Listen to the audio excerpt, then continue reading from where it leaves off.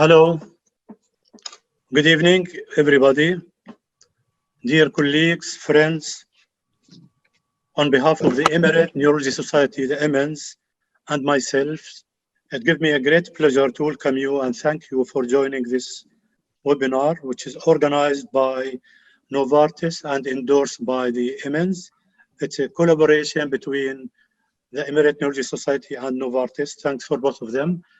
And special thanks to Dr. Sohail, who organized this meeting. This is a 2 days meeting on update on multiple sclerosis. My name is Jihad Inshasi, you see it on the screen. I'm consultant neurologist at Rashid Hospital. So the objective of this meeting, of this 2 days webinar, is to discuss the update on multiple sclerosis, the 2020 update. And the agenda, as you see, is very interesting. This is the first day agenda. The first speaker will be Dr. Ahmed Shatila. He is consultant neurologist at Shakhbout Hospital, Sheikh Shakhbout Medical City. And he is going to talk about changes or change the conversation, expand the possibilities. And the second speaker will be Dr. Reem Suwaidi. She is senior specialist at Rashid Hospital. And she's Saudi board qualified. She's interested in multiple sclerosis, and she's rising star in the field of neurology. And the third speaker will be Dr. Areen Saeed. He's consultant neurologist at the American Hospital, and he will discuss one challenging case. Some few housekeeping words. This is, you see the Q&A button. If you have any questions, you can submit your question, and the speakers will be more than happy to answer your questions. This is CME accredited, and you will be able to get the certificate after 2 weeks, but you have to make the evaluation form, which will appear on the screen after the end of each day, today and tomorrow. This webinar is meant to be interactive, so please, we encourage you to submit your questions. And again, we have enough time to handle these questions. And now we'll go to the first speaker. It's my pleasure to introduce and welcome our first speaker, Dr. Ahmed Shatila. He is a consultant neurologist at Sheikh Shakhbout Medical City in Abu Dhabi. I think we all know him very well, and his topic will be change the conversation, expand the possibilities. Dr. Ahmed, please, the floor is yours. Thank you, Dr. Jihad, for the kind introduction. I'm Ahmed Shatila. I'm a neurology consultant at SSMC. I'd like to thank Dr. Sohail and for the invitation and the organizers at EMINS. I'd also like to thank the sponsors and Novartis for sponsoring this event, and finally MCO for organizing this event. Without further ado, and finally, I'd like to thank the audience, because without you, these events can't be possible. I'm going to talk about, let's change the conversation, let's expand the possibilities. Here are my disclosures. So the outline today, we're going to be having 2 parts. Turn on the timer. We're going to have 2 parts on this presentation. The first part is going to be laying eyes on progression, and the second part is going to be laying hands on progression. So on the first part, laying eyes on progression, when we think about MS, there's 2 types really of MS. We've got the relapsing remitting form of MS, in which 85% of our patients will fall under. And then we got the primary progressive form of MS, where 15% of our patients fall. Today, for the purposes of this conference, I will not be talking about the primary progressive MS. When we go back, when we go to relapsing remitting, as you know, this starts off with relapses followed by remissions, and over the course of time, the relapses become less, the disability becomes to accumulate, and then patients will go into the secondary progressive form of the disease. Initially, they may have relapses, but then towards the end, they may just have more progression without the relapses. So when we look at what's the difference between our MS patients, your SPMS and your PPMS, predominantly when you look, the SPMS group and the PPMS groups appear to be similar in age, 47 to 48 on average. They're more similar on EDSS scores. They're also similar with the amount of active GAD-enhancing lesions, or T1. And then finally, when you look at the T2 volume load, it tends to be elevated, which goes with more with longer term of disease with the SPMS or with the destructive nature of PPMS. Now, most patients in a relapsing remitting form of disease will progress to a secondary portion of the disease or the SPMS stage by around 25 years, which was evident in these multiple studies. When patients with SPMS were asked what are their unmet needs, there are multiple unmet needs when we look at the SPMS patient population. First of all, reduced ambulation, having increased disability, the need for using a wheelchair. The second unmet need is cognitive impairment, which is evident because now we're going from an inflammatory stage of disease to a more destructive, more destructive form of disease. You may have now more disability in arm function as well as visual. And then finally, all of these put together will cause your patients will be suffering more from depression, chronic pain, fatigue, and urinary incontinence, all of which tend to add on or accumulate to what the unmet need is. And when you look at unmet need among different portions of different subgroups, whether it's RRMS or PPMS or SPMS, the SPMS group have the highest amount of unmet needs. Almost 70% of patients within the SPMS group feel that their needs are not met. How does this relate to overall work impairment? So when they looked at patients with SPMS versus relapsing remitting MS, whether you're looking at activity impairment, overall work impairment, missed time from work, or employment, the SPMS group does worse on every category or every parameter in which researchers were looking at. This is a group of more disabled patients, more depressed patients, and more impaired either physically, emotionally, work-wise, or just on their day-to-day. What about diagnosis? Now, alhamdulillah, we live in a day and age, and if you practice in the UAE, it is not uncommon to get a person from first symptom, first demyelinating attack, to diagnosis, to treatment within a week. I mean, we have now the facility, there are multiple facilities able to see these patients. We have a group, there are excellent neurologists in this country that can see these patients, and we're able to take care of them sometimes within a week.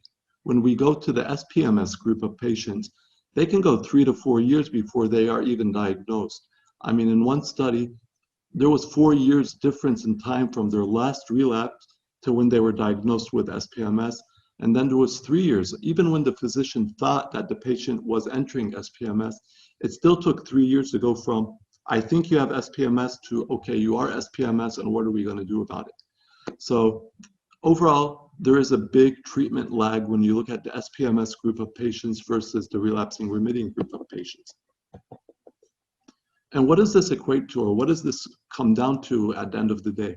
There are multiple reasons why people who have SPMS may be delayed in treatment or may not really come under that diagnosis. It could be the fact that, physicians aren't really comfortable telling their patients, you have SPMS, you have a disease that until recently there's no treatment for. Patients may feel anger, denial, grief, given the fact that they're also now transitioning, and in their mind they may feel that this is somehow some sort of failure on their part or on the treatments, that it wasn't working.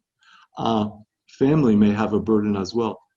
So there are multiple aspects when you look at SPMS, why there's a delay sometimes. It can sometimes be a result of us physicians, sometimes it can be a result of the patients, or it can be the hospital systems as a whole, because these patients may require more work, whether psychologically, emotionally, they may need more resources, and sometimes the facilities that care for them just may not be able to take care of these patients.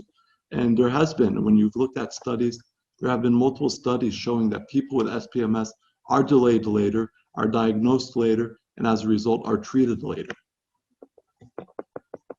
So when you ask people, if you ask a group of neurologists when someone will most likely go into SPMS, now if someone's in a bed or in a wheelchair, a lot of neurologists would say, yeah, he's probably in the SPMS group. But what you don't know is that almost 84%, 85% of patients will start showing sign of progressions before they even use a cane or a walker. And 77% of patients less than EDSS of 3 are already showing signs of progression. And this is the thing now. The sooner you can treat these patients when they start progressing, the more likely you're able to make an impact on disease and impact on long-term management. If you're waiting for them to go into a bed or use a wheelchair, I don't want to say you've missed the boat, but this is time lost. So how can we diagnose SPMS? I mean, do we have any tools at our disposal? There are different parameters, and there's another conference, if anyone attended ECTRIMS this year, there was a nice webinar, or everything now is webinar these days. There was a nice webinar in which you can look up the decision tree, where they looked at age and EDSS, and what are the probability that you would have SPMS based on those parameters alone. You can look at that. Another tool we have is MS Pro Discuss, which was developed by Novartis, which has been validated by research. And what does it mean? Now, the MS Pro Discuss is basically a physician-filled survey that you can fill. It looks at age, EDSS. You're looking for certain symptoms, visual, motor, ambulatory, pain, sensory. And what you're doing is you're filling whether they're improving, they're stable, or they're worsening. And while you're filling this out, this is the algorithm will extrapolate what are the probabilities. And finally, you look at impact as well. Mobility, self-care, activities of daily living. And again, is there little, moderate, or severe activity? And once you're done with all this, you get a traffic signal sign. Now, if you want to go look at this in more detail, you could go to MS Pro Discuss, Google it, pull up the actual app, and you can kind of play with it yourself. Enter different parameters, enter EDSS. EDSS is not needed for this. So if you don't have the data, you can say not available. And it doesn't, and it can still extrapolate the data. So once you fill in all the parameters, you'll get a traffic light signal of green, yellow, red. Now, if you get green, this means that this patient is most likely not entering or not in an SPMS stage. If you're yellow, it means that you're probably entering SPMS. And if you're red, this means that you are now in an SPMS stage. And at this point, you may need to consider changing treatment. So how do we notice change? Usually we look at relapses or MRI changes, but what we also need to do is we need to look at progression more closely. And this is the thing, progression. I know sometimes it takes more time and it can be more subtle, but this is where you got to ask your patient, are you really improving from your relapses? Are you really getting better? Are you really stable? And sometimes what we sometimes account for, oh, it's fatigue, oh, it's the hot weather. These could be subtle signs of progression that we may overlook and we're not really paying attention to. So when we lay hands on progression, as you know, we have a lot of treatments for relapsing remitting MS. In the early stage, we have a lot of treatments that is mainly a pro-inflammatory portion of the disease. And as we go with time, you lose the inflammatory component and we get more destructive. And as a result, disability increases, our treatment options decrease. And when we look at treatments, there have been studies looking at whether certain DMDs that were approved for relapsing remitting MS, whether they work for SPMS. Either the studies were they were either contradictory, whether you look at the interferon 1 beta 1b, it was effective in Europe, not effective in America. 1a was not effective. Natalizumab failed. Dimethyl fumarate was prematurely stopped. So either we don't have treatment or it was shown to be not effective. Now, why is it that a lot of our treatments that are really good for treating relapsing remitting MS are not that effective when we get to the secondary portion of the disease? And it's probably a result because it's not the same disease. Initially, when you have relapsing remitting MS, it is, like I said, a pro-inflammatory disease. Gotta have some water. It's a pro-inflammatory disease, and most of the disease is happening in the blood. And most of the treatments we have are active in the blood. They don't really cross the blood-brain barrier. They're either too large, they're not lipophilic, so you do not get a lot of effect in the brain. But once you go from the relapsing remitting stage to the SPMS stage, the disease has changed. The blood inflammatory markers are less. You now have niduses of inflammation in the brain, and this is a result whether it's in the B-cell germinal matrices that we see in the meninges, or you have activated microglia in the brain, and as a result, it's a different disease. And because of that, the treatments that were so effective initially aren't as effective later on. So this comes to the next portion of our presentation, sapinomod. It's a potent next generation oral S1P1, S1P5 receptor modulator.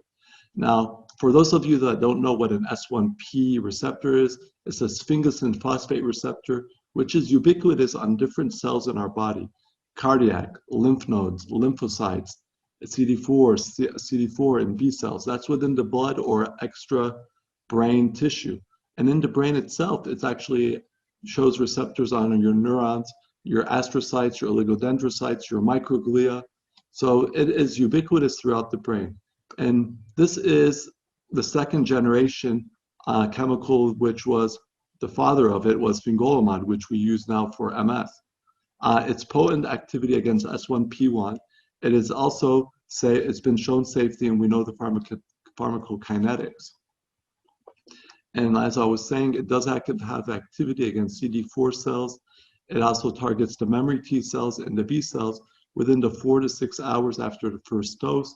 You do get a dose-dependent reduction on lymphocytes that rapidly return to normal after the drug is cleared. And it does have a shorter half-life than its cousin fingolimod, and it is once it's rapidly removed from the system, all the effects tend to go away. So I was talking about how the S1P is ubiquitous throughout the body. In the brain, we know that S1P1 or sphingosine phosphate receptors are present in neurons. And it's been shown that by modulating these receptors, you are able to affect survivability, neurotransmission, and migration. In the astrocyte receptors, you're able to improve scaffolding of neurons. You're able to reduce sclerosis. In oligodendrocytes, it improves survivability, differentiation, as well as retraction. And finally, the microglia. By modulating these, you are also affecting the pro-inflammatory cytokines. So as I was saying, this is a chemical that works on different cells in the brain, and this is probably one reason why it does work, because it is lipophilic. It is able to cross the blood-brain barrier, where then it actually acts on receptors in the brain on different neuronal subtypes. As I said, it enters the CNS. In studies, it has entered the CNS of rodents and non-human primates because, as I said, it's lipophilic. It can cross the blood-brain barrier. Preclinical data showed that it is active in the CNS. As I mentioned before, since oligodendrocytes do have sphingosine phosphate receptors, it also has been shown to help with remyelination and reduce destruction. And then finally here, xenopus. I had to look that up, what a xenopus is. It's actually a frog in sub-Saharan Africa. I guess they have myelin, and it's been shown in animal studies that it helps increase remyelination. So what was the study in which sapinomod was approved? What was the study in which sapinomod got approval for? And this is the phase 3 EXPAND trial, in which it was for 37 months, and then there was a 7-year open label extension. In this trial, you had 2 arms. You had the treatment arm, which patients got 2 milligrams a day. And then you had the placebo arm. And the reason we could do placebo is that we had no active treatments for MS. So it was ethical to go with placebo. And during this time, it was a study which the end analysis was the primary assessment was 3-month clinically determined progression, or the 6 months clinically defined progression. And the study was looking for, what do you call it? I'm blanking out right now. I'll come back to me as I speak more. During the study, we were looking at 25-foot walk and EDSS. It was an event-driven study. That's what I wanted to say. It was an event-driven study, and the event was clinically determined progression. I had a mental fart for a second. Sorry about that, guys. So when you look at the 2 groups, the sapinomod group versus the placebo group, they were similar in every parameter, whether you were looking at age, duration of treatment, time to diagnosis, how many relapses they had in the past year, EDSS scores, how much active GAD lesions were present, showing active inflammatory disease. So the two groups were very similar. And how did this, put some water. So what did this account for? So what was the results? In the results, you had a 21% relative risk reduction in the treatment arm versus the placebo arm for clinically determined progression. And at 6 months, it was 26%. Now, here's the thing. A lot of people will sometimes say, well, that's not a lot. But you know what I sometimes will say is that when you look at every drug that ever came out for MS as the first treatment, whether it was interferons, which were in the low 30s, or ocrelizumab for PPMS, which were mid-20s, each one of these drugs at the time were considered game changers because we didn't have anything prior to that. So, you know, at the end of the day, 21% or 26%, if it works for your patient, it works. And you know, that's the thing. That's how I look at it. If it's helping your patient, it helps. Because prior to that, we didn't have anything to give them that was effective, or that hasn't been shown or studied to be effective. In the study, it delayed walking to wheelchair by 4.3 years for all patients who were randomized to sapinamide. You had a 37% relative risk reduction to getting to an EDSS of 5. And when you looked more closely in the active group, or the patients who had active inflammation, and that is what the label's for, active SPMS. Those patients, actually, you were able to delay time to wheelchair by 7 years. And as I told you right now, when you look at annualized relapse rate reduction, you had a 55% relative risk reduction in annualized relapse rate versus placebo. What about gadolinium enhancing lesions? You had an 86% chance in reduction of active gadolinium enhancing. So yes, this drug works for active SPMS, but it also works for active disease. If you're having active inflammation, this drug also has been shown to work for active SPMS, or any disease, any portion of MS where you're now getting into the active stage. And this can kind of be important because sometimes your patients aren't exactly, you know, it isn't always clear. Now, I know this is me talking now, this isn't the label talking. You know, sometimes you may have patients where you think they're entering into the SPMS stage and they do have active inflammation, and you know this drug at this point in time still may be effective for them. What about cognitive ability? When we look at the single-digit modality test, this is basically the test where you got to connect the dots, 1A, 2B, 3C, 4D. And what they did was, and what they noticed is that the longer you were treated on sapinamide, the better you did on this test, versus when you were on placebo, you didn't do as well. How about safety? Now, in regards to safety, I told you this is, the parent compound is fingolimod. So if you have used fingolimod or you know how to use fingolimod, you can expect the same type of safety profile. With one exception, I'll get to it. You do expect to get lymphopenia because there are sphingosine phosphate receptors in the lymph nodes, and it still affects lymph nodes. You still can expect LFT greater than 3 times the upper limit of normal in some patients. You got to keep an eye for that. You got to worry about herpes zosters, and you got to check for macular edema. The only difference between sapinamide and fingolimod is that in fingolimod you affect the SP3 and 4 receptors as well as 5, and they do play a role in bradycardia, and you need the 6-hour monitoring. Because sapinamide is only 1 in 5, and you don't get the others, SP3 and 4 receptors, so you don't get the significant bradycardia. And as a result, you don't need the 6-hour monitoring. And this was shown in this study, in which patients who got sapinamide 2 milligrams did not get the fluctuating bradycardia.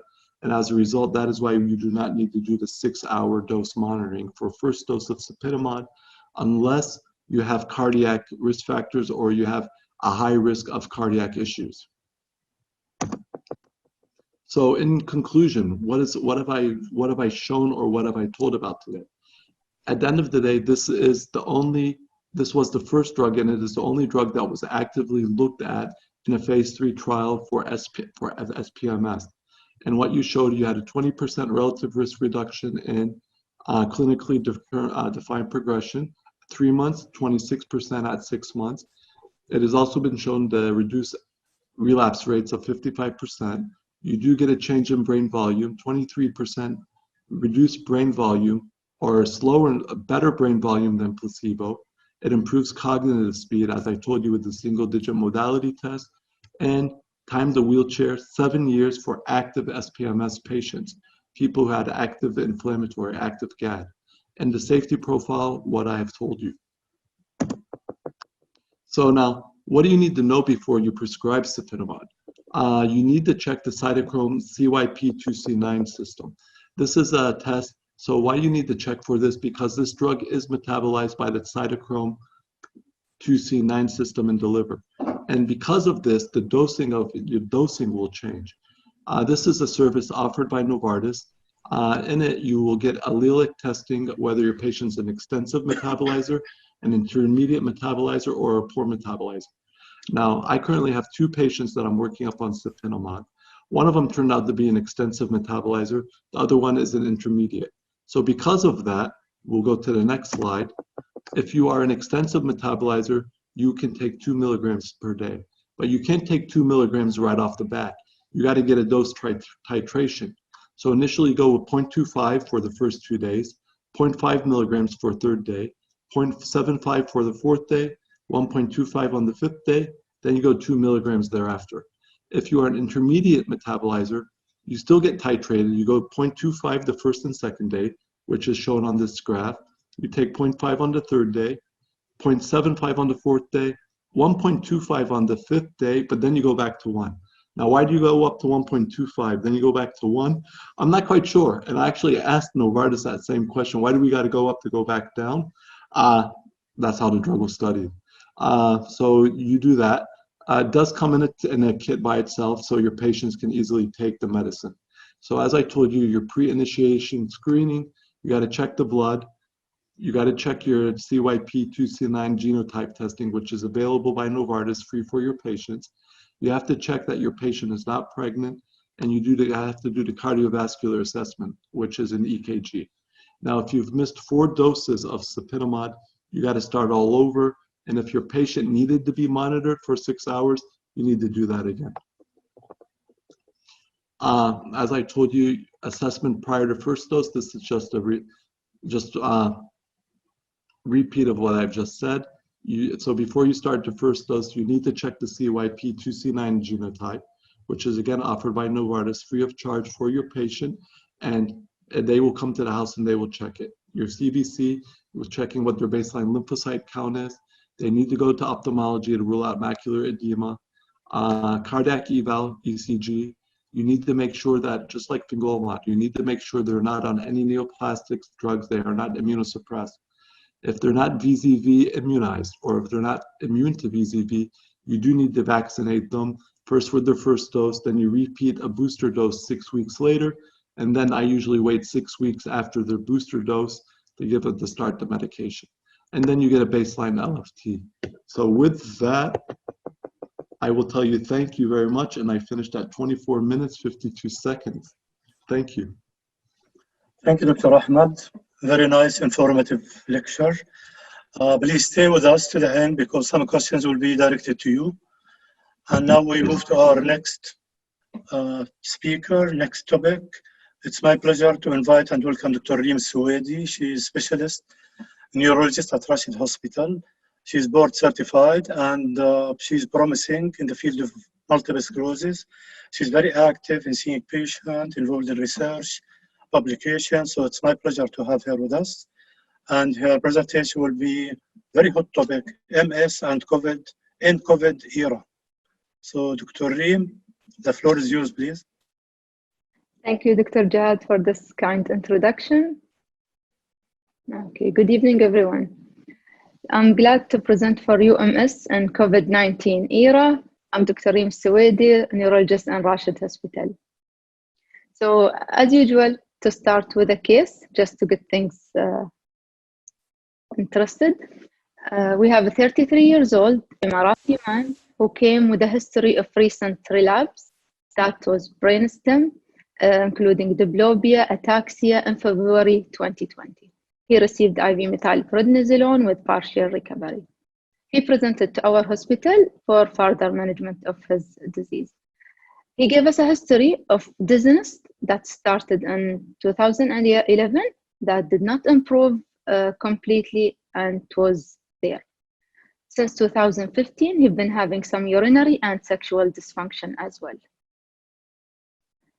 Few months before presenting to our hospital, he's been experiencing Lermit phenomena, and on his examination, he has an EDSS of 4. His MRI or investigation was consistent with MS that was active and in progress. So how we would have treated this patient? In March 2020, which is the time that we were choosing his disease-modifying therapy, COVID-19 was declared as a pandemic. So that will change our decision. Before that, we would have chose one of these medications. So actually, to make you interactive with me, I will start a poll. So I want you to choose which disease-modifying therapy you would have started this patient on just before March 2020.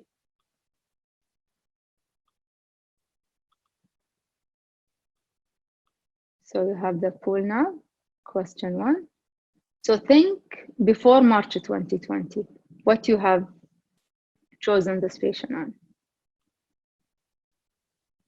So like last year, patient presented with these symptoms, EDSS of 4, MRI is active, progressive, young patient.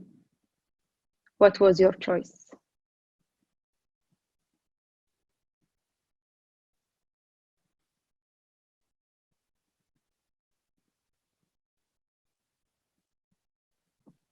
Okay, I think that is enough time. So let's share the result and see. Almost 40% would have started this patient on interferon or GA. Some few showed fingolimod, natazolimab, and lesser percentage went to the advanced therapy. Okay. Now that actually pandemic is announced and it's March 2020, would that change your decision? Okay, so let's have another poll. Choose the second question. Now I want you to think at this moment. Now we have a pandemic.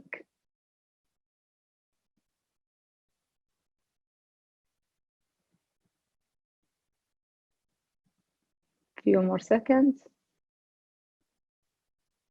And we can share the result.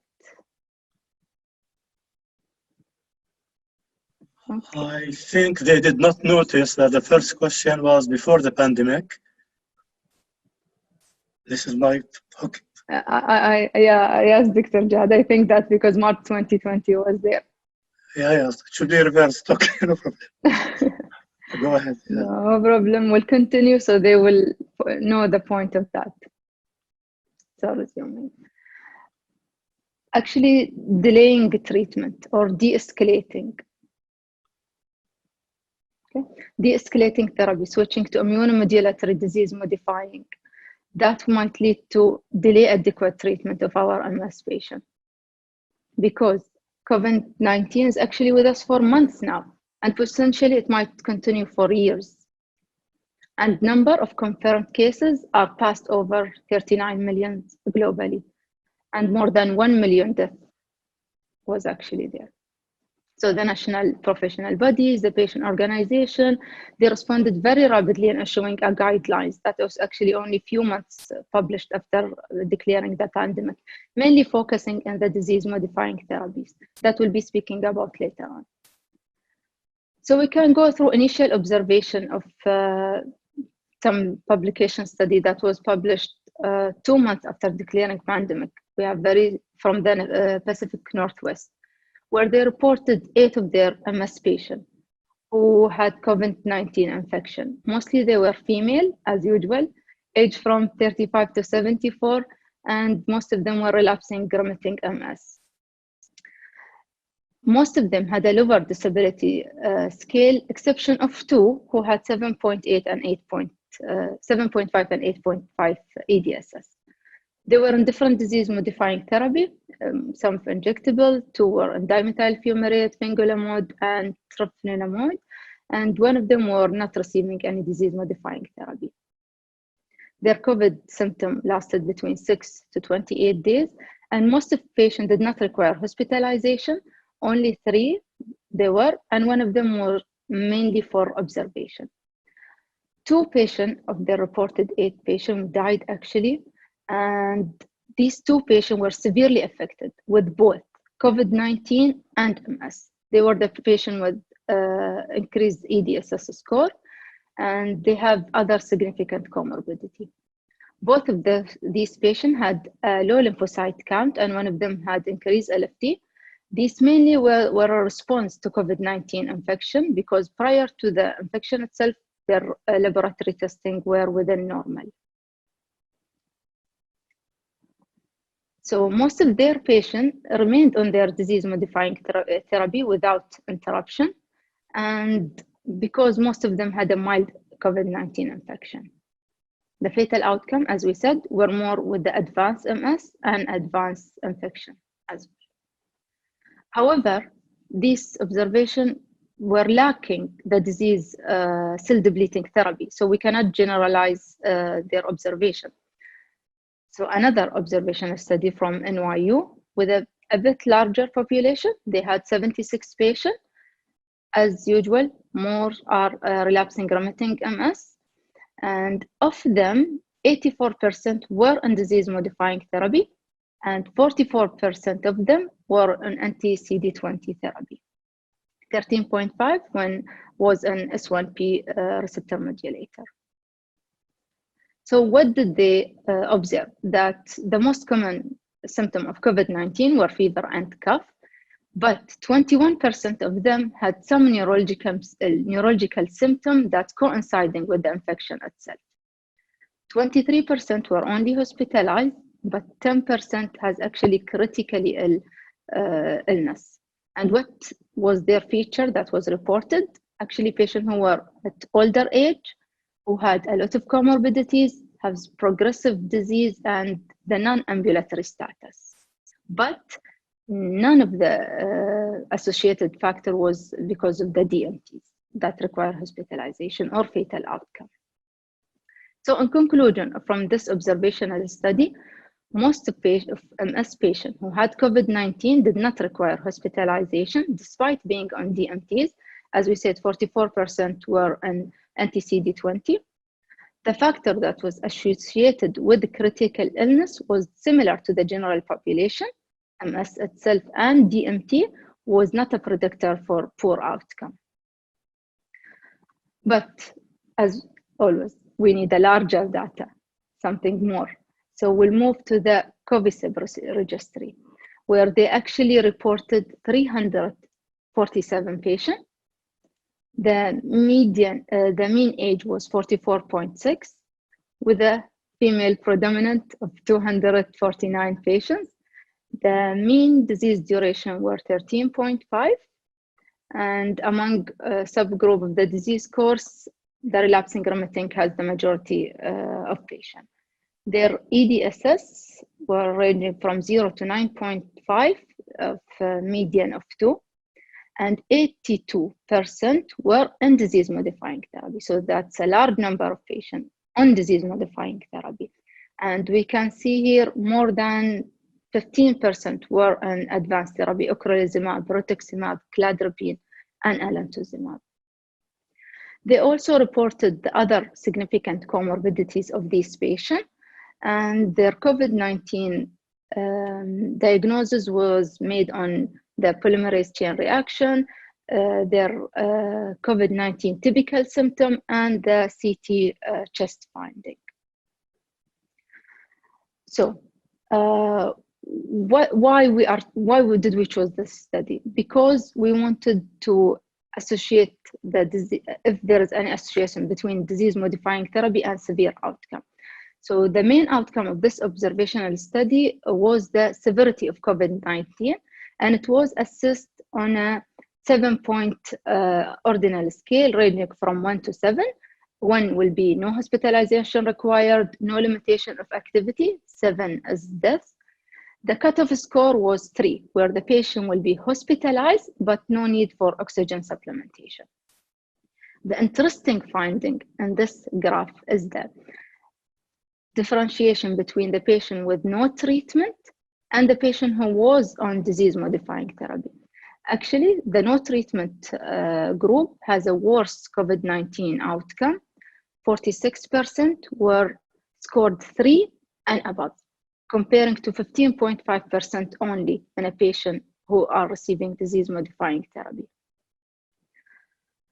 Using the univariate analysis, they identified age, EDSS, and obesity as independent risk factor for severe COVID-19 outcome, as we said, scoring 3 or more. And that was confirmed as well with a multivariate analysis. So this data does support and reinforce not to stopping DMT and not delaying this treatment, as it was not associated with severe outcome, especially with a patient with a high disease inflammatory activity and high risk of relapse, subsequently leading to high disability. As we mentioned, moving now to the disease-modifying therapy recommendation that was published in April, just 2 months after declaring the pandemic. So the recommendation was to continue current disease-modifying therapy of the patient, specifically if they were on first line or fingolimod or natazolomab. Special precaution was for patients receiving lymphodepleting DMT, and it should be based on individual circumstances to delay starting such a lymph-depleting medication as ocrelizumab, alemtuzumab, and cladribine, or temporarily delaying the redosing, especially of these patients. And as we said, depend on the disease activity and the severity of the disease itself. Risk factor of contracting infection will increase 50% if the lymphocyte count was below 800. And for anti-CD20, what is the guide to delay next dose is the CD19 and CD20 lymphocyte count before the next dose. So they subdivided the medication into category risk. So the low, very low category risk are the interferon, GA, and teriflunomide. And of these medications are safe to start and safe to continue even during the COVID-19 infection itself. The low risk category are the dimethyl fumarate and natazolomab, and it's probably safe to start them and even to continue during a COVID-19 infection. Maybe with the natalizumab, we can use the extended doses instead of 4 weeks, 6 to 8 weeks dosing. What about the intermediate risk? They are the S1 modulator, anti-CD20, and cladribine, which is, they said, probably safe to start, and for S1P, safe to continue during COVID-19 infection, but CD20 and cladribine, as we said, delay dosing might be considered, depending, as we said, severity of the disease and the activity of the MS itself. The high risk category, which is metaxantron and alemtuzumab, not to start it, and of course to suspend it in case of COVID-19 infection.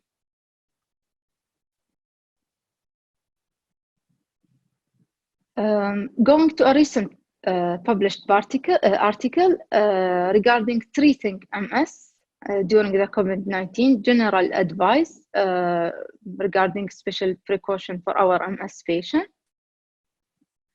The risk of respiratory infection. We know there is an increased risk of pneumonia, influenza, hospitalization of our MS patient comparing to general population. And the risk factor for hospitalization are identified as older age, male sex, worse physical disability and lower socioeconomic status.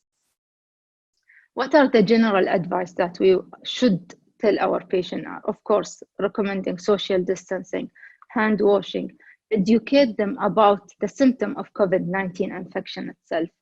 Of course, telling them no change in MS treatment should be done without consulting the neurologist. How, as we said, we just went through the recommendation.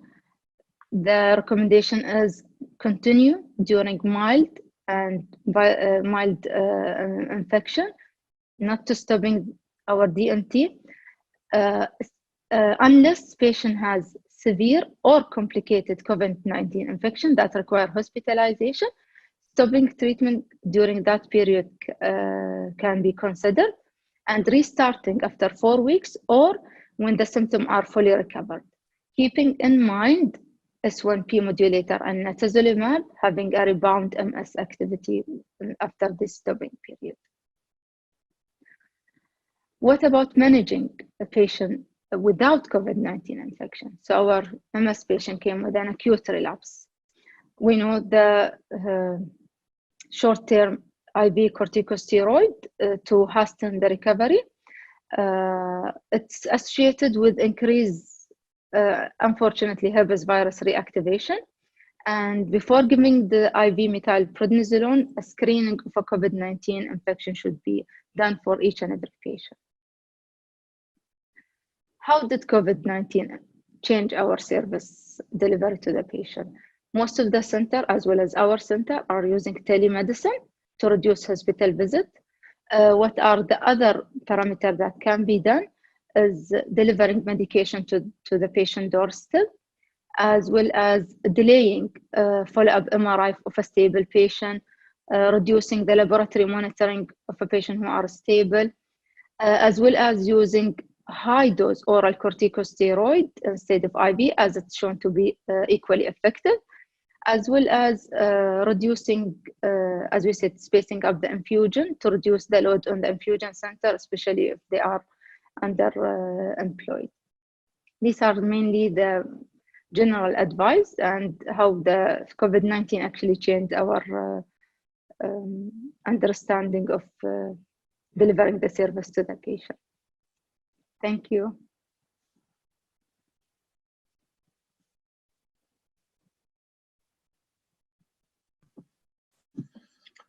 Thank you, Dr. Reem. I was reviewing the questions. So very nice presentation. You stay with us again. There are many questions directed to you about COVID and MS. And I'm delighted to welcome and introduce our next speaker, Dr. Aryan Saeed. I think we all know him. He's consultant neurologist at the American Hospital. He is American board certified and he's a fellow in neuroimmunology. And I want to remind you that in our last MNs, Dr. Aryan won the first prize in the quiz we did it in the last day, I think. I will not tell what was the prize, but he was the winner, the first winner. So your presentation will be a challenging case in multiple sclerosis. Please, Dr. Aryan, the floor is yours. Thank you. Can you hear me? Yeah, we hear you, we see you. And we see your slide. All right. So I just would like to start by pulling a question to the audience. If you can just answer, how many of you are neurologists or general practitioners, nurses, if you please.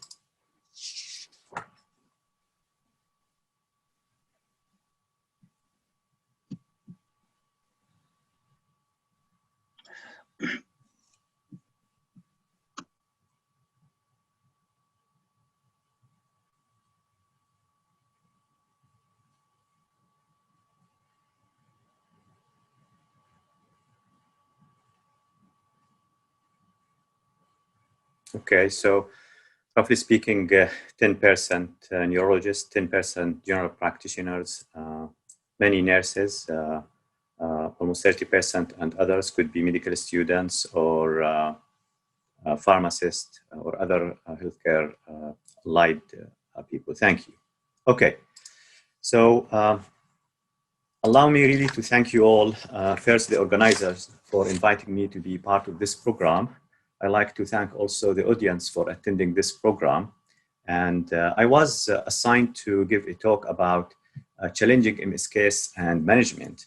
And I opted in this era of progressive MS to talk about lookalikes of MS, as we have seen many patients who could be overdiagnosed or misdiagnosed. This talk will actually have a format of a few cases. There are 10 cases. If time allows, we will go through the 10 cases. If not, we will modify the presentation to help you get the most advantage of it. All right, see here. Okay, so we'll start by this gentleman. He's a 52-year-old male. He came years ago with progressive left facial weakness.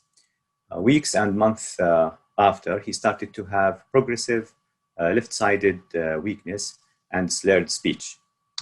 At that time, he was suspected to have a diagnosis of MS, and that was based on an MRI that mainly showed this right more than left hemispheric, non-specific high signal flare images as observed.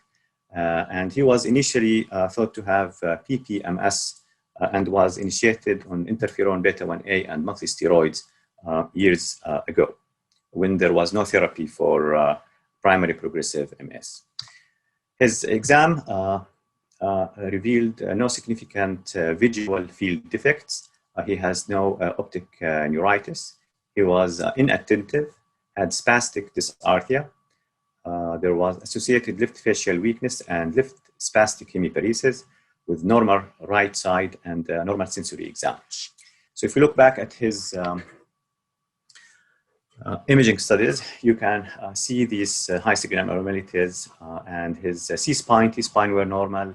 His autoimmune and infectious laboratory workup was unremarkable. Negative auricular bands, negative cytology, negative JC-PCR. So the diagnosis was actually false, because when you observe this MRI, you can see that there is slight loss of the gray matter differentiation on the right side. You can also notice that there is slight midline shift. So that actually should deviate your thought from MS, whether it is relapsing remitting or primary progressive. This gentleman unfortunately had what we know as gliomatosis cerebri, which is a rare diffuse infiltrating astrocytoma that can affect multiple lobes. It can be de novo or from a glial tumor. Usually patients present with focal deficits, altered mental status, seizures, or symptoms and signs of increased intracranial pressure.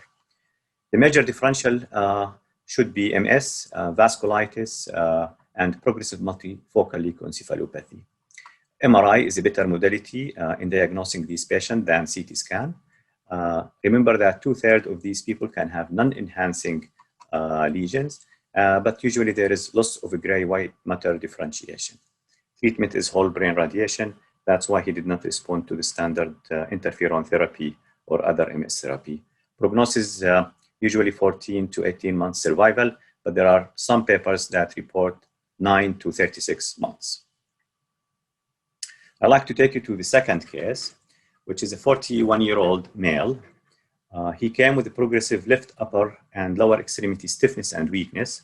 He actually had some apraxia where his left hand was always touching his shirt and buttons. He progressed to have bilateral lower extremity spasticity with spastic dysarthria. There was no family history of MS or demyelinating disease. His exam mainly showed spastic dysarthria and brisk jaw reflex with a moderate degree of left greater than right hemiparesis, normal sensation, and hemiparetic gait. If you hear this patient without any imaging study, you may start to think of motor neuron disease. However, his imaging studies revealed these bilateral right more than left, relatively confluent high signal abnormalities with normal C-spine and T-spine MRI. Infectious and inflammatory markers were negative. CSF revealed no oligoconal bands or elevation in IgG index. Remember that recently there is a lot of papers that actually refer to high lesion load in the spinal cord in MS patients. So doing an MRI of the cervical spine and T-spine in an individual that you suspect have MS, there should be high likelihood that they have lesions in the spinal cord, different publication between 30 to 70%. This individual, because of all his findings and the significant degree of the brain atrophy, which still could be seen in a MS patient, ended up having a brain biopsy. This is from a textbook. The brain biopsy showed these axonal spheroids with some eosinophilic staining. And this is really typical of a disease that mimic primary progressive MS called adult onset leukoencephalopathy with the neuroaxonal spheroids. It's important to know about this pathology. It is first described in the early 1980s. Average age of onset is similar to those patients with the primary progressive MS, around 40 years of age. Most frequent symptoms are cognitive decline, behavioral and personality changes, and motor symptoms. Rarely those patients can present with Parkinsonism, tremor, and seizures. This disease may mimic also what we know about autosomal dominant leukodystrophy that can also start at young age.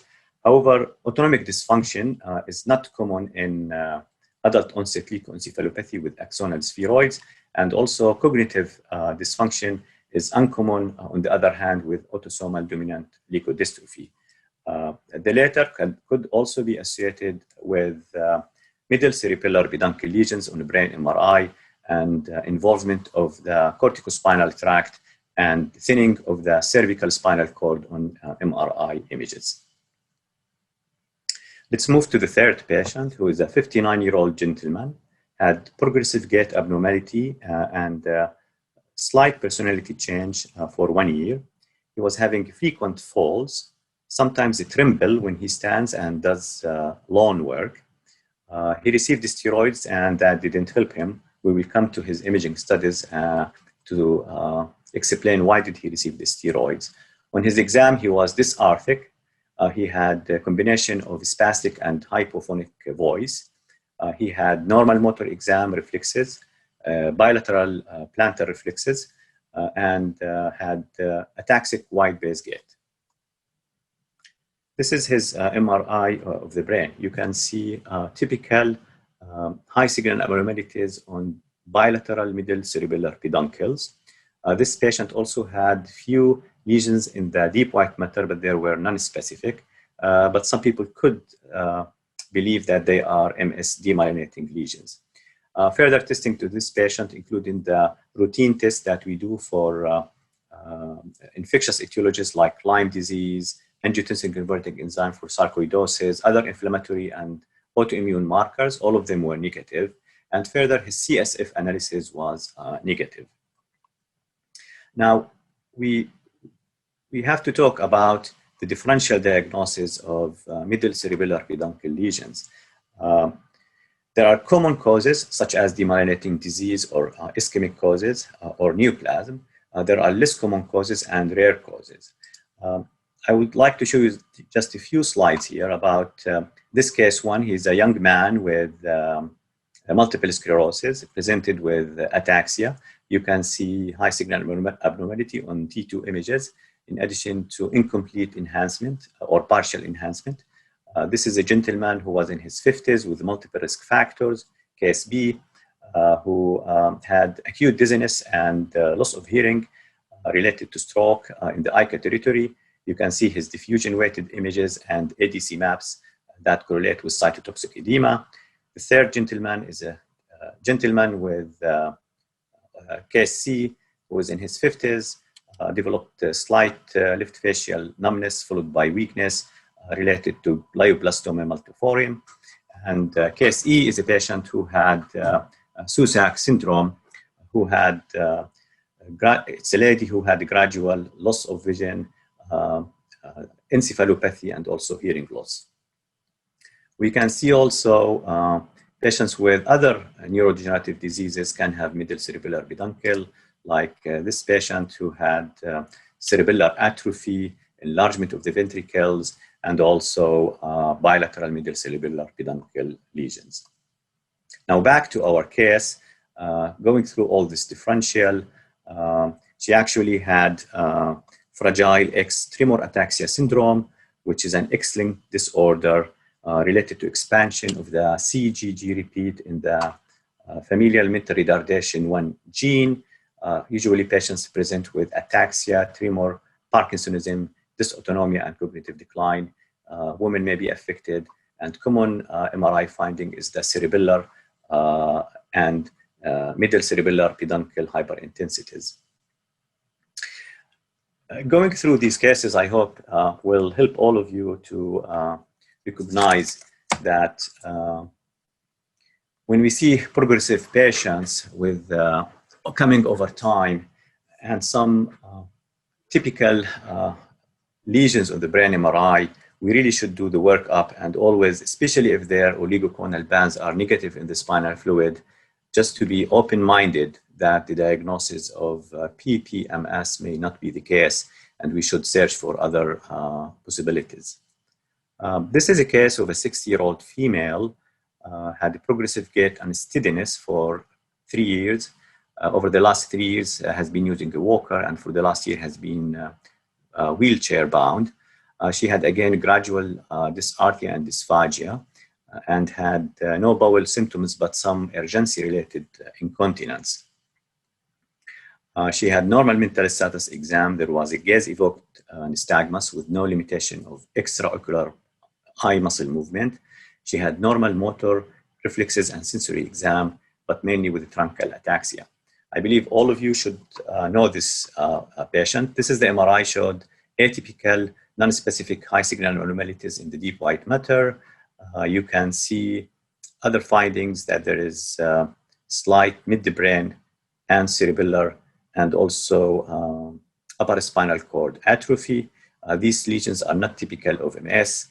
There are some findings here, but maybe not good on this slide. So we will go to the next slide.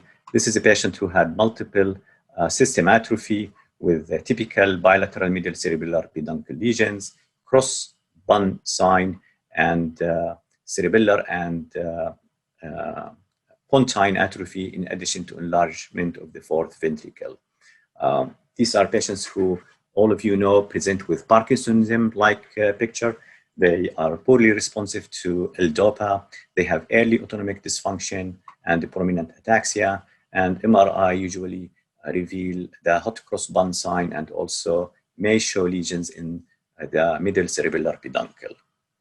You should differentiate them from patients with the progressive supranuclear palsy because of their early falls and limitation of their vertical downward gaze. This is a case that had been diagnosed with MS. I'm just looking here at that time. This is 20-year-old gentleman, had a progressive imbalance and coordination for a few years. He was mentally fine until grade 4. And then in grade 6, he started to have coordination problems. When he became a teenager, he has some problems with impulse control. He had progressive dysarthria, had family history of MS and ALS. His exam showed decrease in his mental status, mainly for orientation, gaze-evoked nystagmus, and he had this palatal tremor. Motor and sensation was normal with ataxic gait. So when you see palatal tremor with ataxic gait, young individual, your thought should be directed into certain diagnosis. This is his MRI of the brain. Typical high signal abnormalities on FLAIR images, periventricular, both involving the anterior, frontal and posterior, with enhancement actually in the middle cerebellar peduncle area, high signal abnormality in the cerebellar area, and slightly midbrain medulla atrophy.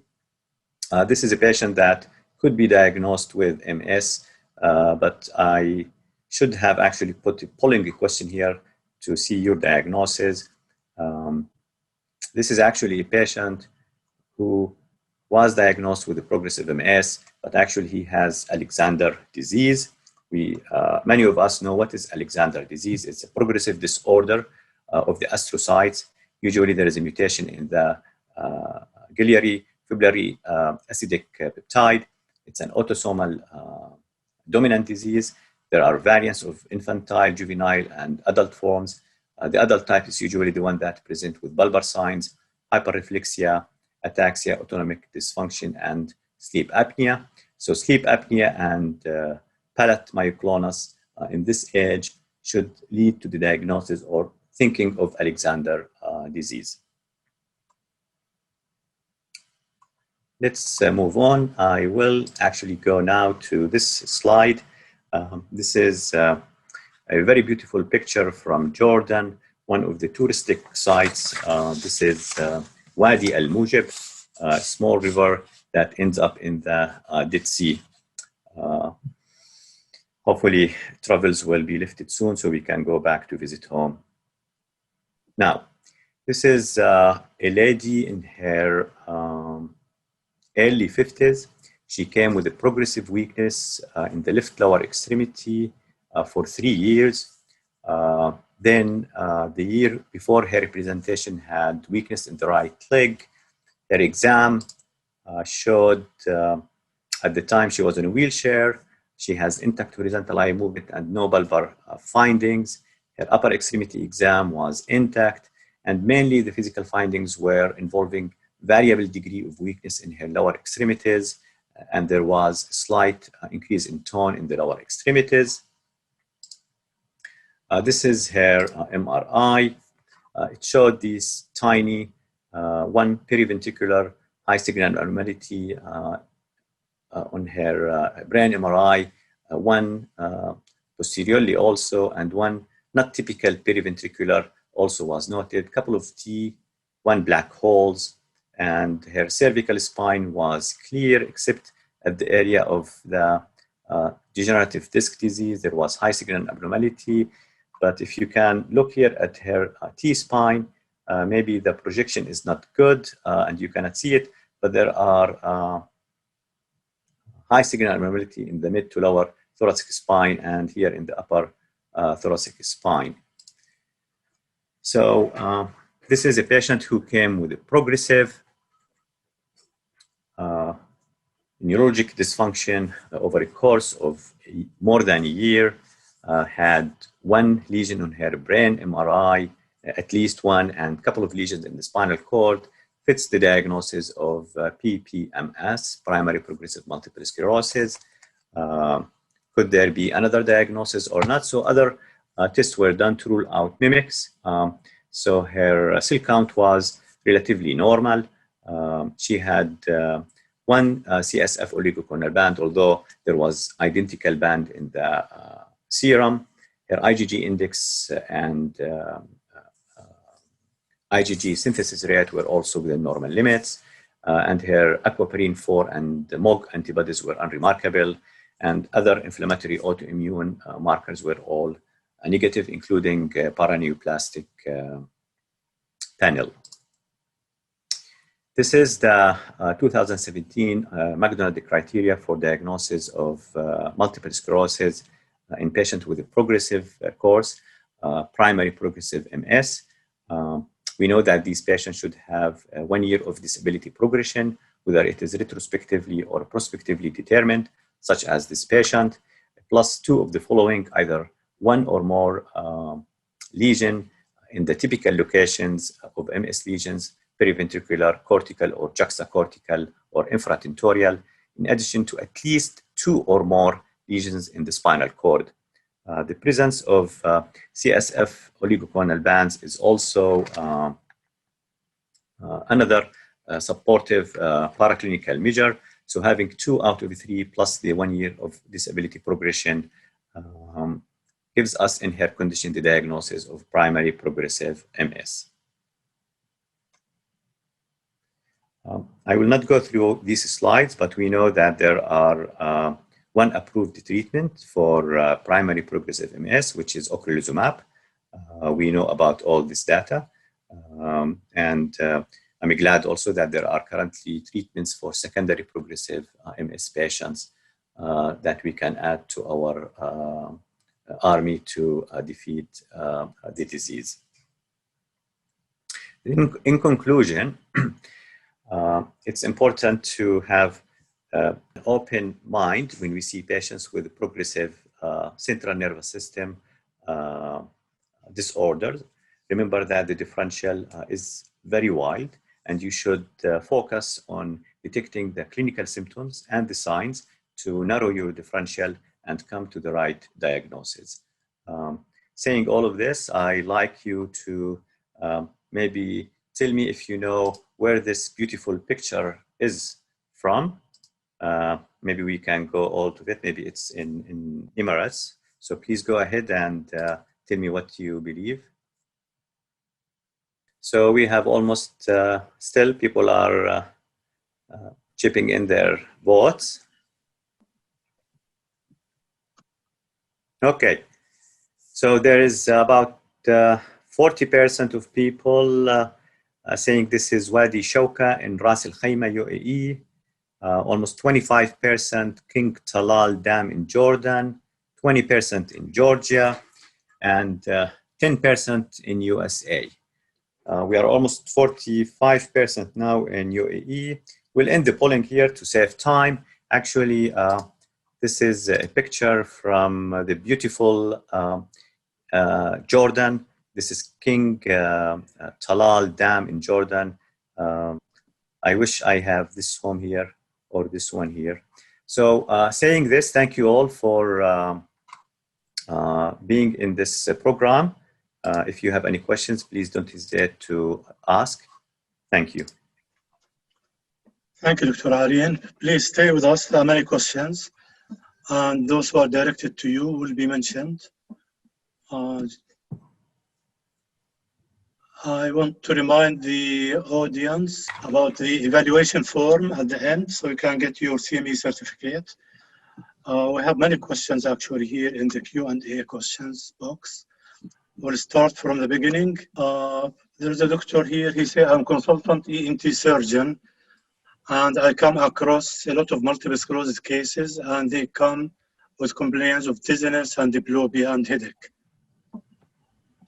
This is a fact. I'm happy to hear this, that another specialty is sharing with us. Any comment from any of you? Aryan, Ahmad. This is ENT surgeon. I think we like all the subspecialties to share with us their involvement. Frequently we get referrals from ENT, from ophthalmology, from urology, due to CNS involvement according to the MS severity. So thank you, Dr. ENT.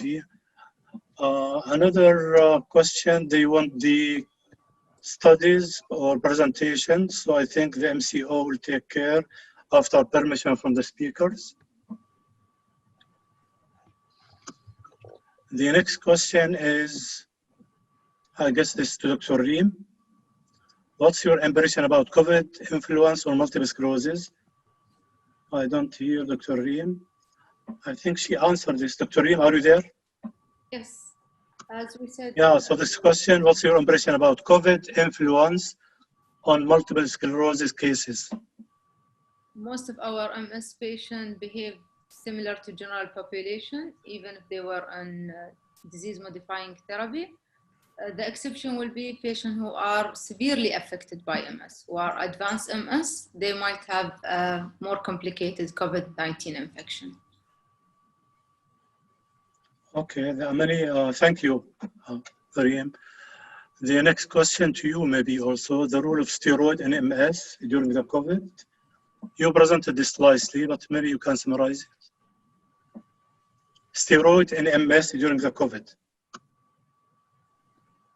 Okay, so as we said, IV methylprednisolone can be given in a short course for acute relapses. We can also use an high-dose oral corticosteroid instead of IV, as it's both are equivalent in efficacy. Okay, thank you. Question to Dr. Ahmed and Dr. Reem.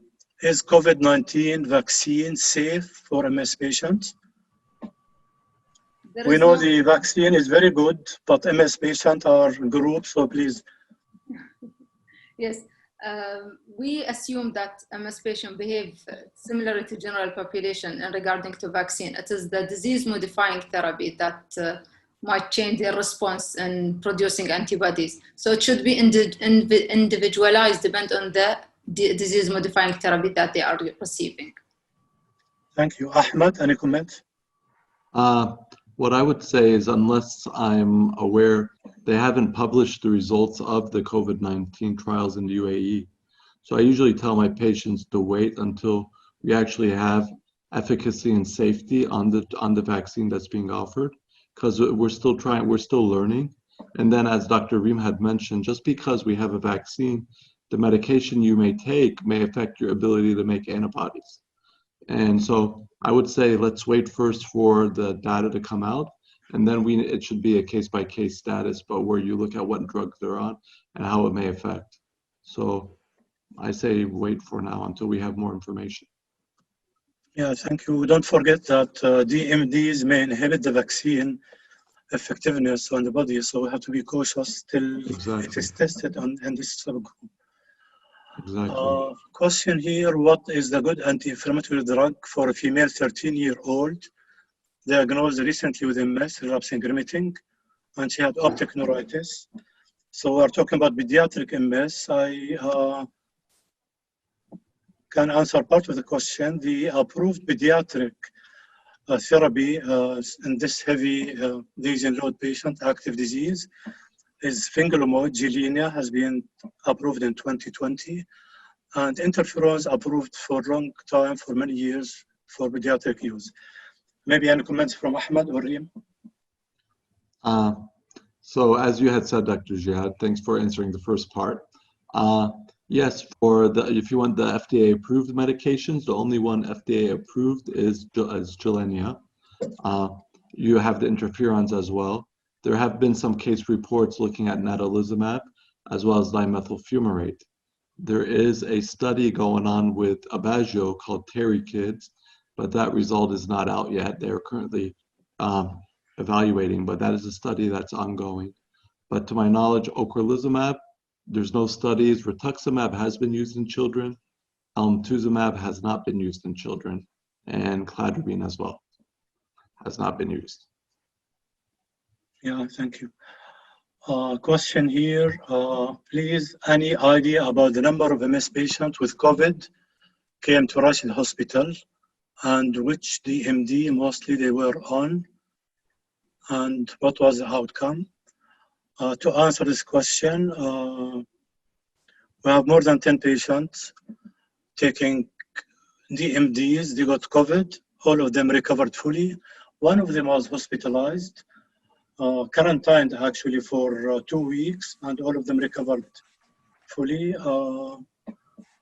We have 2 taking natalizumab, 2 took cladribine, maybe 3 interferons, and so they are on different DMDs, all of them recoveries. And as Dr. Reem said, we don't have real evidence that DMDs will affect the COVID outcome.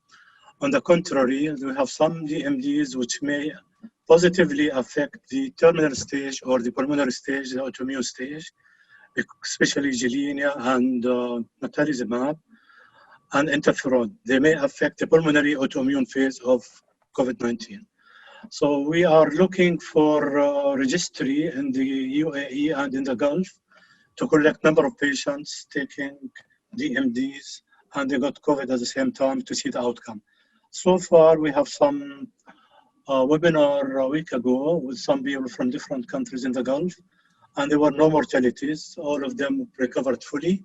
So we don't need to get panic from DMDs during the COVID, but we have to decide case by case which DMD should be given to which patient, depend on his severity, duration, EDSS, and so on. question to Dr. Aryan. Are you there, Dr. Aryan?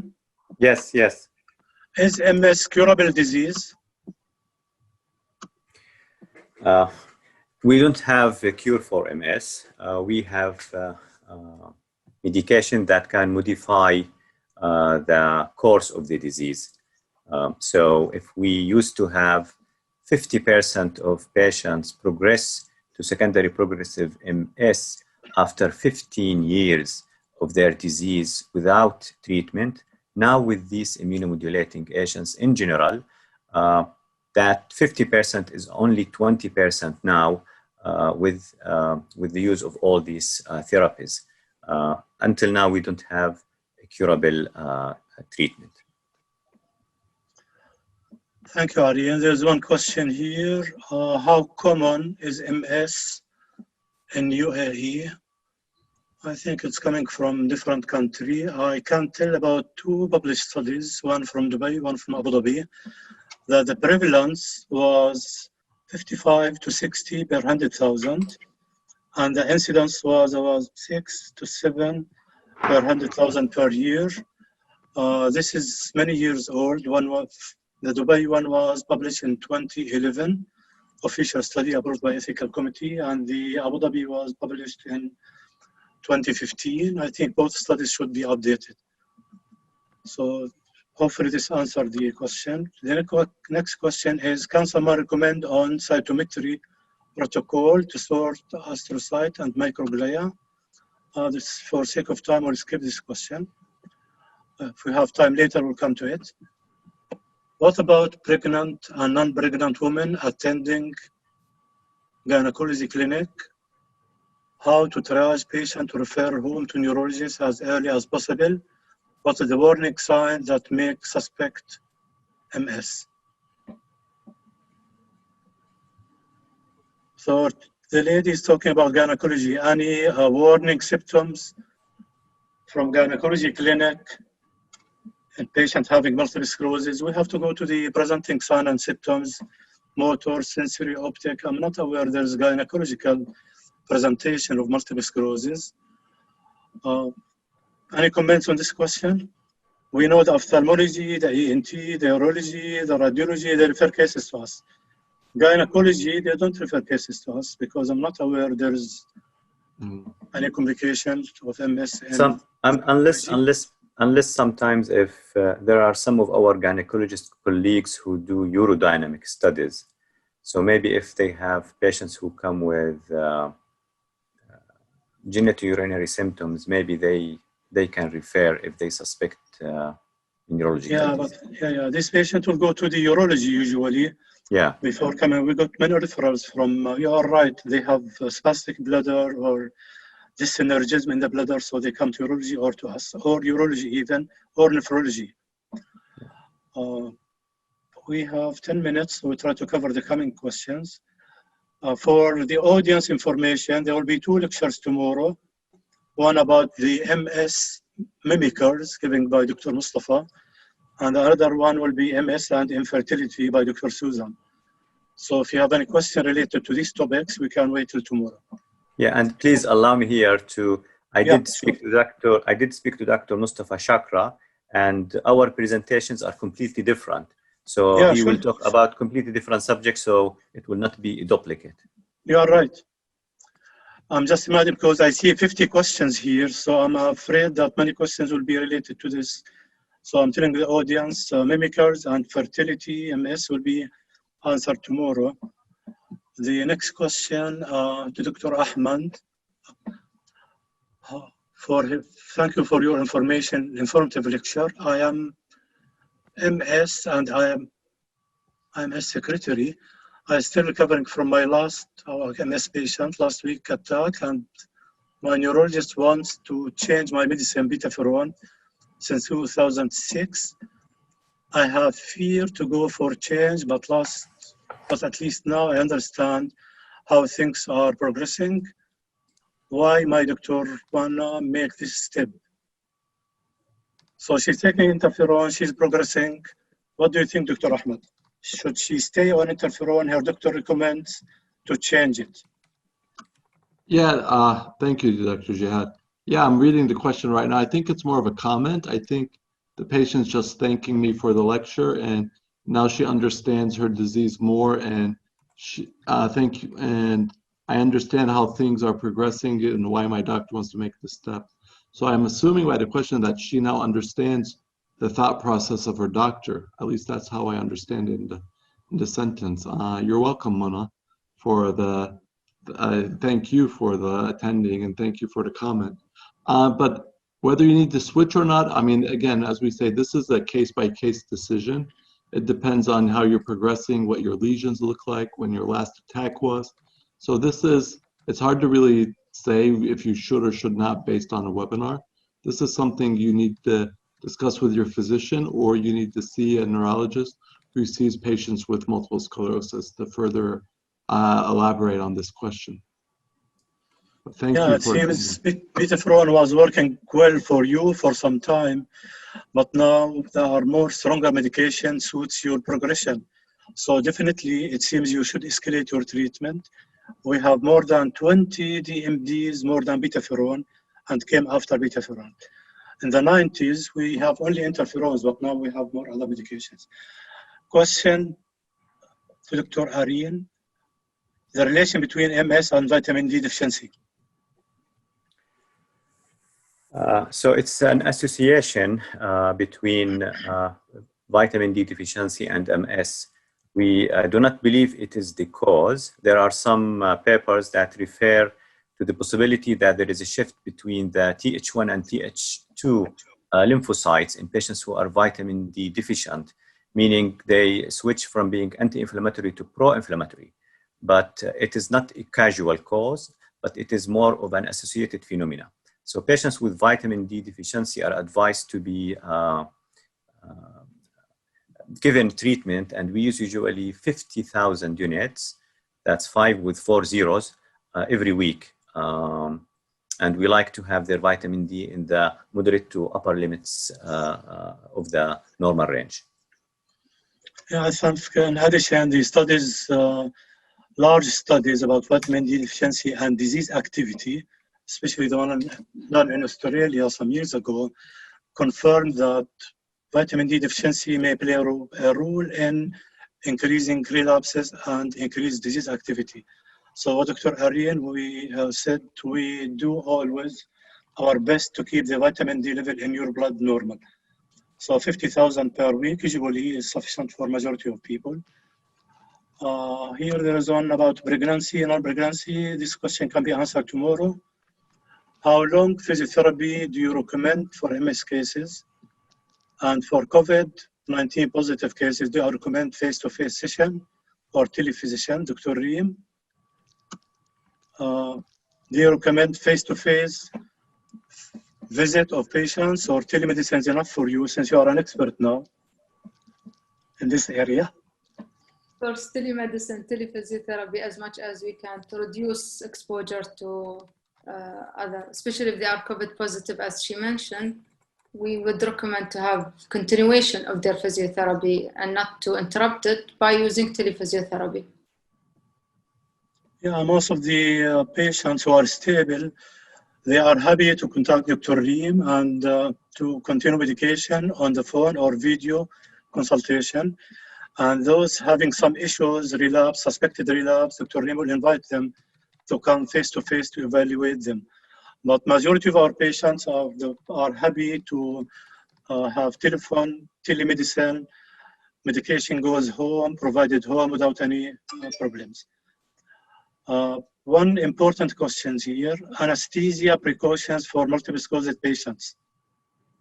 Anesthesia and MS, patient wants to go for a procedure under GA or epidural. Is there any recommendation for any of you, the panel? I can answer that. There used to be a myth among anesthesiologists. They used to feel that anesthesia can worsen your MS or trigger a relapse. This has been debunked, and there is no risk of having a relapse with anesthesia or general surgery.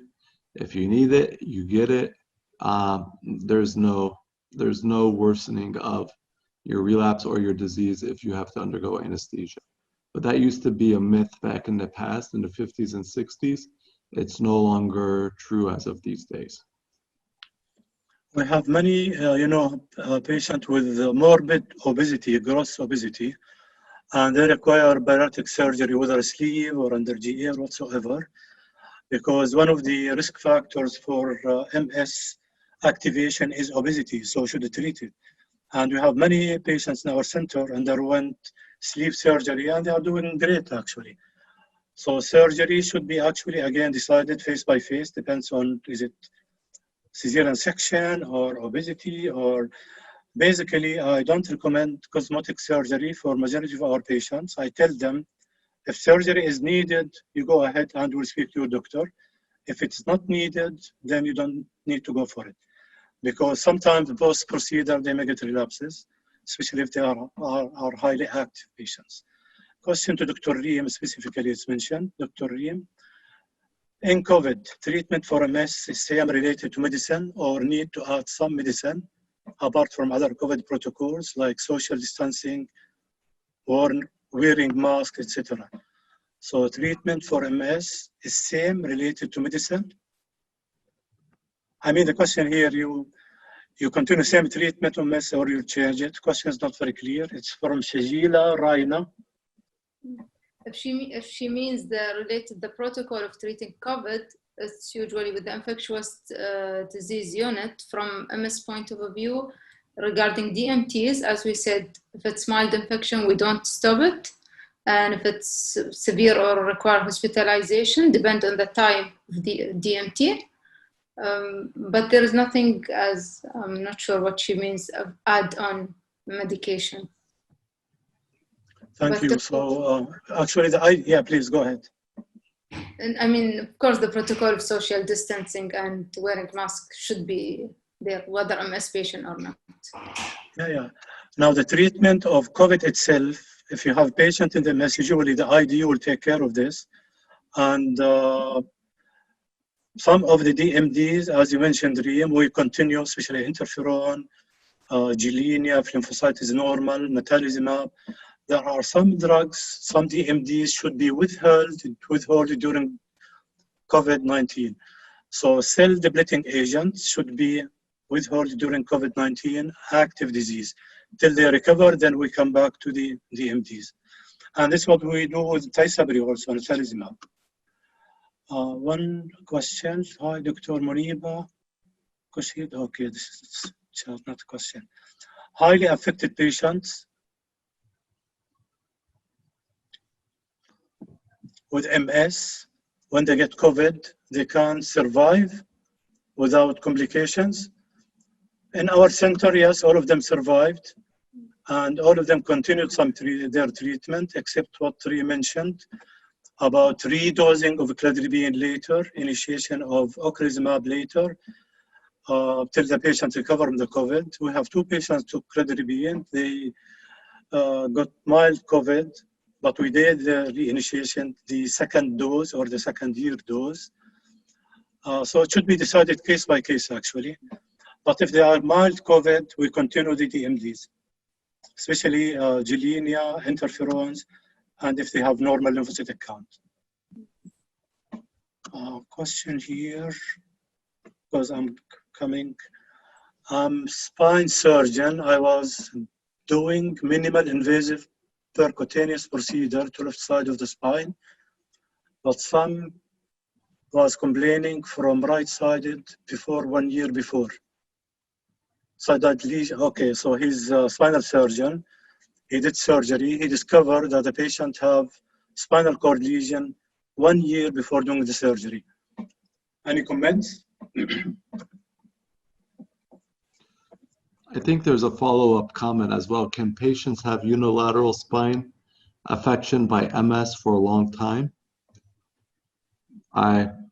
Yeah, I think some people with MS, they don't always recover from their attack. So they may, if they've had a lesion in their spine or in their brain and they have symptoms, we say they improve, but sometimes they are left with residual disability, and that can last, really, it can last forever. It does improve with physiotherapy. It may improve with treatments, but there may always be some minimal residual deficits. I'm sure Dr. Mahmoud Al-Mahmoud, spinal surgeon, if you discover the lesion in the spinal cord, what Dr. Ahmed said, I would investigate further before doing any surgery. Maybe we have more spinal MS lesions. We should explore the brain and do the full workup to be sure this is NMO or multiple sclerosis or something else. So my personal advice, refer the patient to the neurologist or MS specialist. So he will be of great help to guide you, and you guide us in surgery. So one question from Galaxy is a big question. What is the main reason of multiple sclerosis? This will take us 2 days to answer it, but maybe briefly we can hear any comments. I'll just take this one. I mean, we don't know really the primary cause of MS, but just think of it as an individual who has probably genetic predisposition, and then there could be some environmental factors, whether it is vitamin B12 vitamin D deficiency, some infectious agents that you may have been subjected to. There have been talk in the past about certain viruses or bacteria. All of this in an individual who has genetic predisposition will create an autoimmune response where the body will attack the central nervous system, and that will drive your lymphocytes to be activated and cause these MS lesions and inflammation. Thank you, Dr. Ali. So it is inflammatory lesions in the central nervous system, brain, optic nerve, spine, triggered by immunology, autoimmune process. And we have main 3 factors: genetic, viral, environmental factors. Recently added vitamin D deficiency as one of the risk factors. What Dr. Aryan said, Epstein virus is one of the factors. Smoking, obesity are some of the risk factors, environmental risk factors, which may trigger, but they don't cause, but they may activate the disease.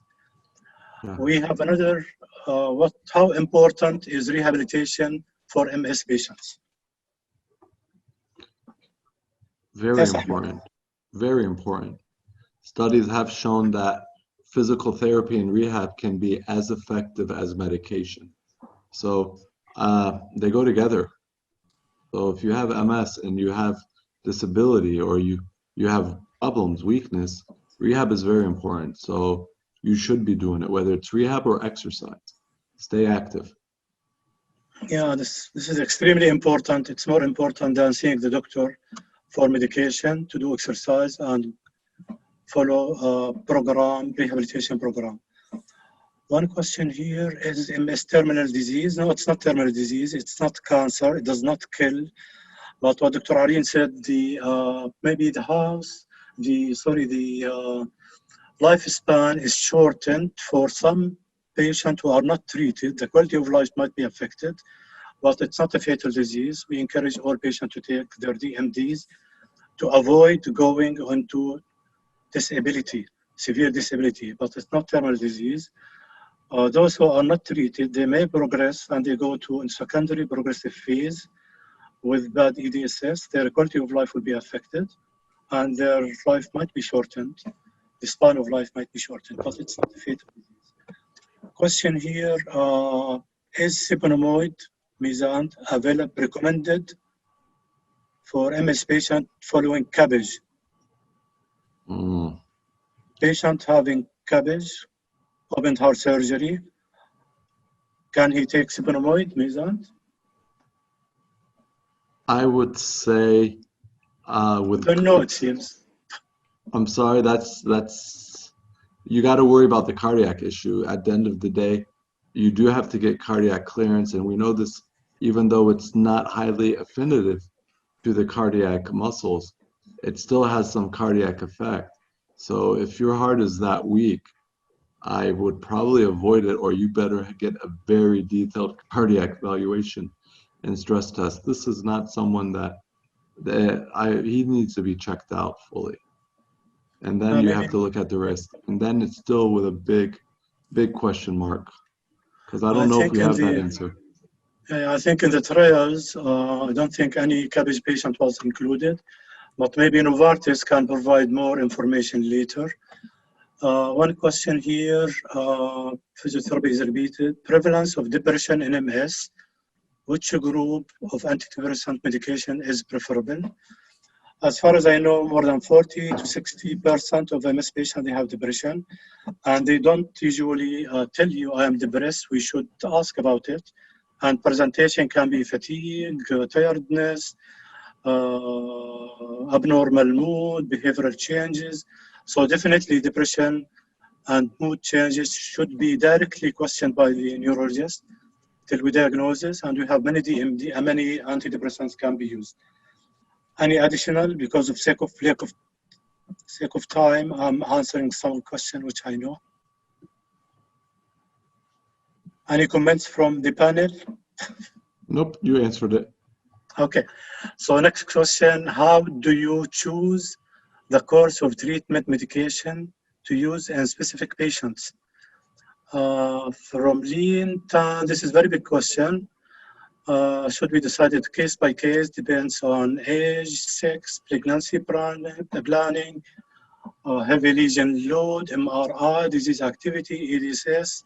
We have more than 20, 30 factors to decide which medication to be given, but I can tell you two things. The only treatment for primary progressive is ocrelizumab, the approved treatment. And the most recent treatment approved for secondary progressive is sevenomoid, Mayzant. I'm not aware of other medication approved in these two medication. But in relapsing remitting, we have plenty of treatment which can be used. This question here to Dr. Ahmed. I'm running fast because of time. How reliable is MS ProDiscuss tool, which you spoke about it? It has been validated. It's been tested. So in regards to reliability, it's a proven technique, a proven tool that has data behind it to show that it actually is accurate. So I would say it's pretty reliable. But you also, the yellows where you have to kind of take it with a grain of salt, that's the patients that you need to follow closely. If you're red, you probably do have it. If you're green, you don't. I think it's excellent digital tool to capture the patient during the transitional phase from relapsing remitting to secondary progressive. Search in your clinic, doctors, and this is what happens with me. We have many arguments on many patients. Patient coming walking, but if you ask him, he say, I can walk 20 meters and I stop. You apply this MS ProDiscuss tool for him, you'll find he is secondary progressive. 100%. And it's very nice cartoon, and you can show it to the patient. Patient's walking, but he cannot walk distance. He has invisible symptoms of disability, like depression, bowel, sensory, fatigue, pain. These things cannot be examined, but you can capture it on the digital tool MS ProDiscuss. I recommend all neurologists to use it dealing with MS patients. It's very helpful actually, and you'll be surprised that the percentage of secondary progressive patients in your clinic will be increasing. Because again, the invisible disability symptoms can be captured with this diagnostic tool. It's a cartoon, it's like a toy, you play with the patient. And I remember I was putting in front of the patient, putting the symptom signs, apply. I told her, you know, there are three colors on this tool: green, amber, and red. Red is secondary progressive, amber is transitional, the green is relapsing remitting. So I told her, let's try this. We answered the question, the MRI, the symptoms, pain, bowel symptoms, depression. Then it turned to be, she's going for depression, for secondary progression. She started crying, oh doctor, am I really secondary progression? I said, don't worry, there is treatment for you. And we are going to start her soon on sevenomoid, which is approved treatment for this condition. We have other question here.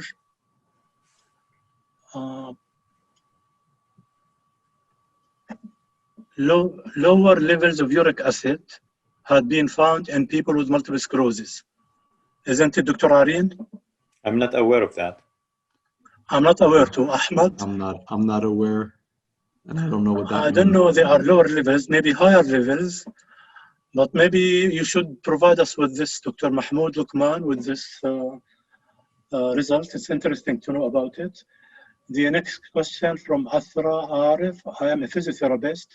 What is the most effective treatment for MS adult patient on the first attack? So again, first attack means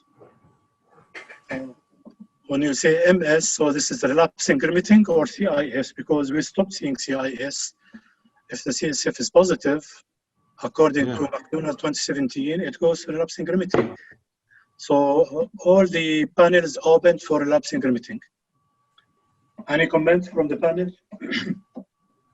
I think if every case should be evaluated case by case.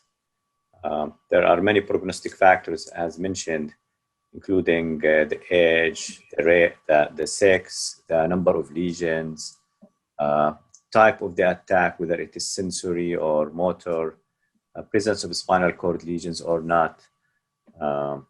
Then there is the comorbidities in the patient. Sometimes patients may have certain diseases that do not allow us to use therapy A or B or C. So we should have put that in the context when we are talking to the patient. So it's a very good question, but it cannot be answered. And then sometimes those more effective medications, although there is no head-to-head trials between some of them, they may have also different side effect profile. So when we decide as physicians what is the best drug for this particular patient, we base it really on multiple factors. So I cannot answer this question. Yeah, I think what we tell the patient when he say what is the most effective, I'll say there is nothing called the most effective for you. There is the most suitable for you. So it depends on multiple factors, what Dr. Ali mentioned: number of lesions, EDSS, age, sex, onset, history of treatments. So we have high efficacy drugs, which are the third category Dr. Lee mentioned. These are alemtuzumab, ocrelizumab, and natalizumab, and recently cladribine. These are the highly effective drugs. And we have the first-line treatment, I would say first-line treatment, which are interferons, teriflunomide, and dimethyl fumarate. And we have the intermediate drugs, which are gilenya, fingolimod, and sevoflurane, and natalizumab. So you can categorize which treatment patient wants. Your patient needs highly effective drug, or she can go with low effective drug. So it should be case by case, and what is suitable for you does not suit other patients. I cannot give a patient with CIS jump to alemtuzumab, or patient with highly effective disease, EDSS 5 or 6, give him, for example, Copaxone. So it should be tailored according to the patient situation. I think with this, we are coming late. There are more questions, but tomorrow there will be second day, so there is a chance to ask most of your questions, which we didn't answer it, especially the fertility, the mimickers, pregnancy issues. I skip it because it will be answered in depth tomorrow.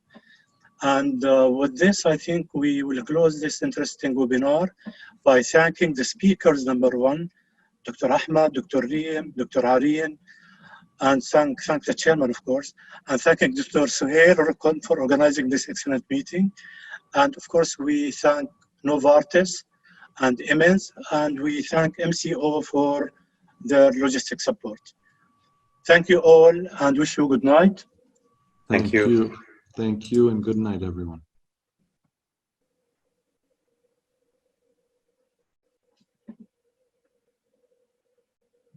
Okay, good night. Bye-bye. Thank you, everyone. Take care. Bye.